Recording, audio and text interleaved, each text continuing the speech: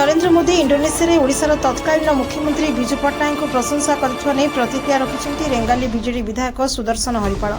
श्री हरिपाल कहिछन्ती मोदीजी विजुबाबू को प्रशंसा करने विचित्र कि नुआ कथा नुहे। विजुबाबू जननायक से देशर संपत्ति, देश बाहर मध्य विजुबाबू परिचित। ओडिशा पई विजुबाबू जहाँ कहिछन्ती ता आज पर्यंत कौनसी मुख्यमंत्री करिनांती। आमे जातीय स्तर राजनीति को देखिबा ताले जेतेबेले देशर प्रथम प्रधानमंत्री नेहरू बाबू थिले तांको सह मध्य विजुबाबू को संपर्क अति घनिष्ठ रहितला। जम्मू काश्मीर जेतेबेले युद्ध परिस्थिति लागितला सेतेबेले विजुबाबू तांको डाकोटा विमान धरी आम देशर सैनिकों को बहुत साहाय्य करथिले। एसर तत्कालीन प्रधानमंत्री नेहरू अनुरोध क्रमे विजुबाबू तांको जीवन को बाजी लगाई इंडोनेशिया तांको राष्ट्रपति और नेता मानक जीवन बंचाई भारत को आनिथिले।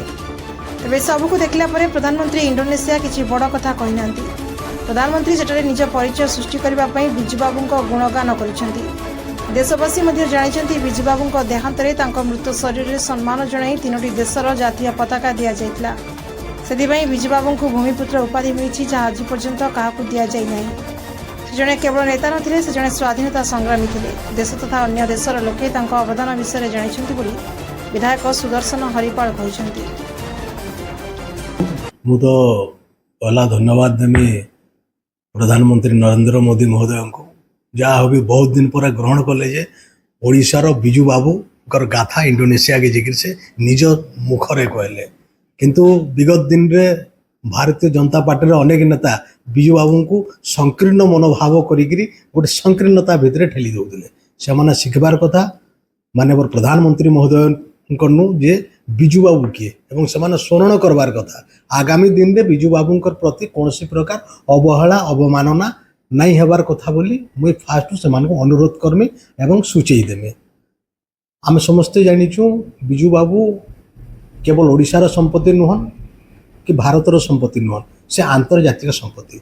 आपण देखुन मध्य प्राचीर युद्ध कथा कि जम्मू काश्मीर एमरजेंसी समय कथा कि स्वाधीनता संग्राम कथा विजु बाबू सबु बेले सबु समय निजे सहयोग करिछन। निजर जीवन को जलांजलि देकरी से आगे आम समस्ते जानिछु विजु बाबू राज्य राजनीति रे जेते सक्रिय थिले जातीय राजनीति रे ताठू अधिक सक्रिय थिले।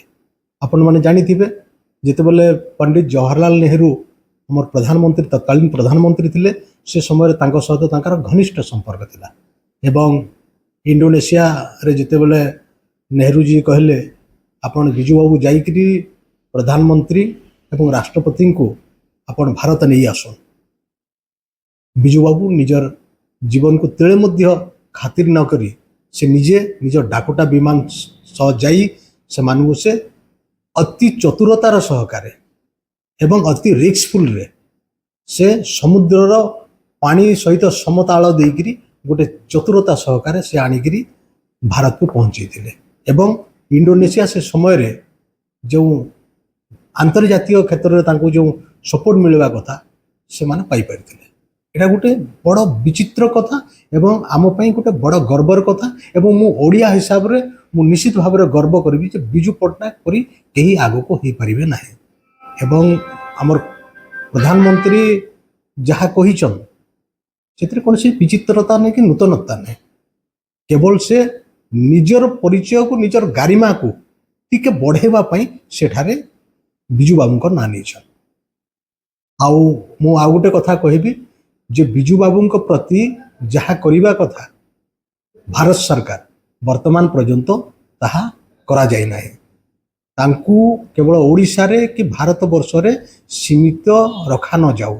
जेपरी प्रधानमंत्री महोदय जाई इंडोनेशिया रे निजर परिचय छल आम माटीर आम भारतर आम ओडिशा माटीर वीरपुत्र बोली सेठारे जो संबर्धना देले तांकर गोटे परिचय दे निज को गर्व अनुभव कले।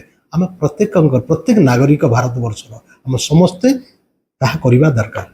किंतु केवल गोटे देश को जाई केवल दीपद कही आम बाबा न नहीं प्रकृत पक्षरे तांको किपरि सम्मान मिलिबो भारत वर्ष रे ताकू प्रधानमंत्री महोदय तत्पर होबार कथा। एवं विगत दिन मानकरे विजु बाबू प्रति जो माने अवमानना करिसंती से मानक प्रति कोठरु कोठर भाव प्रेरण करी तांकू भूल मगेबा पई से प्रथमे दायित्व नेबा कथा। केवल इंडोनेशिया को जाई ସେ ଯେଉଁ କଥା କହିଦେଲେ ତାହା କୌଣସି ନୂତନତ୍ୱ ନାହିଁ କି କୌଣସି ବିଚିତ୍ରତା ନାହିଁ, ଏଥିରେ କୌଣସି ଆଚମ୍ବିତ ହେବାର ମଧ୍ୟ ପ୍ରଶ୍ନ ଉଠୁନାହିଁ।